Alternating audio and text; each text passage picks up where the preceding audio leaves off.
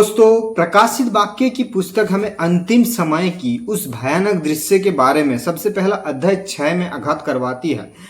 जब 7 मोहरें खोली जाएगी, बाइबल बताती है कि स्वर्ग में एक पुस्तक है जिसे 7 मोहर लगाकर बंद किया गया है और ये मोहर केवल अंतिम समय में ही खोला जाएगा। वो समय बहुत ही दर्दनाक और मुश्किल होगा जब 7 मोहरें खोली जाएगी, क्योंकि प्रत्येक मोहर के खुलने पर पृथ्वी पर एक नया दंड आएगा। यूहन्ना ने अपने दर्शन में देखा कि 7 मोहरें एक एक करके मेमने द्वारा यानी यीशु मसीह के द्वारा खोली जाएगी।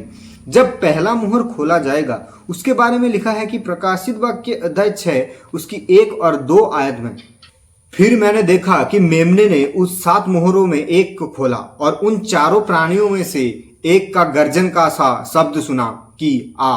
और मैंने दृष्टि की और देखो, एक श्वेत घोड़ा है और उसका सवार धनुष के लिए हुए है और उसे एक मुकुट दिया गया और वो जय करता हुआ निकला कि और भी जय प्राप्त करे। यहाँ पर हम देखते हैं कि एक व्यक्ति श्वेत घोड़े पर सवार है जिसे मुकुट और धनुष दिया गया है। श्वेत रंग शांति का प्रतीक माना जाता है, लेकिन यहाँ पर इसके बारे में बताया गया है कि वो मसीही विरोधी है जो शुरू में विश्व शांति के बारे में तो बात करेगा और अपनी शक्ति से पूरा विश्व पर विजय पाएगा।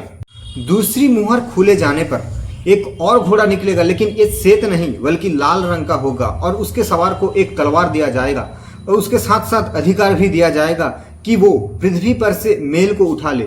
इसके बाद लोग एक दूसरे को ही मार डालेंगे, कोई किसी के ऊपर दया नहीं करेंगे। आप जरा सोचिए कि कितना भयानक दृश्य होगा कि जब लोग अपने रिश्तेदार, अपने दोस्तों, परिवार वालों को ही बिना दया किए उनकी हत्या करने लगेंगे। तीसरा मुहर जब खोला जाएगा, तब एक काला रंग का घोड़ा निकलेगा और उसके सवार के हाथ में एक तराजू दिया जाएगा। इस समय पूरे विश्व में सभी जगह महंगी बढ़ जाएगी, लोग खाने के लिए भी तरसना पड़ेगा।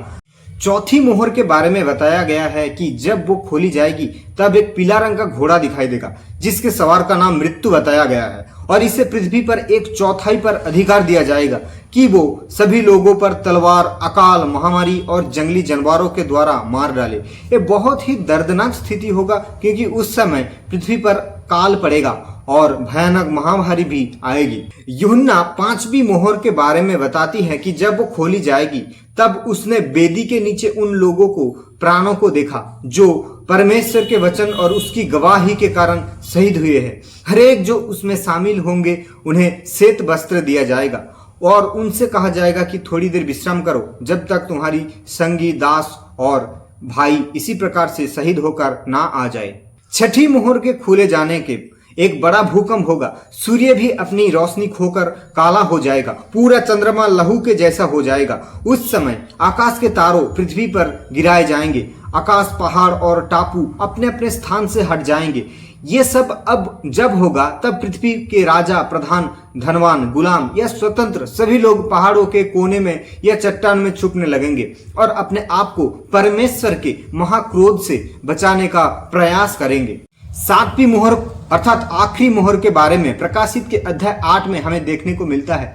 लिखा है, और जब उसके 7वीं मोहर खोली तो स्वर्ग में आधे घंटे तक सन्नाटा छा गया और मैं उन 7 स्वर्गदूतों को जो परमेश्वर के सामने खड़े रहने को देखा और उन्हें 7 तुड़ियां भी दी गई।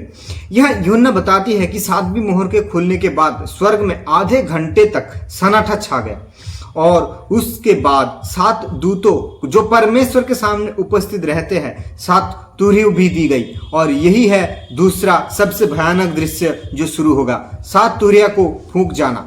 यूहन्ना ने प्रकाशित वाक्य में अंतिम समय की एक और घटना के बारे में बताता है। जो स्वर्गदूत 7 तुड़ियां फूंकते हैं, प्रत्येक तुरही को फूंका जाना पृथ्वी के लोगों पर न्याय के लिए एक नई दौर का आगमन की घोषणा करता है। इन 7 तुरहियों द्वारा सुनाया गया निर्णय दुनिया के अंत में महाक्लेश के समय के दौरान होगा।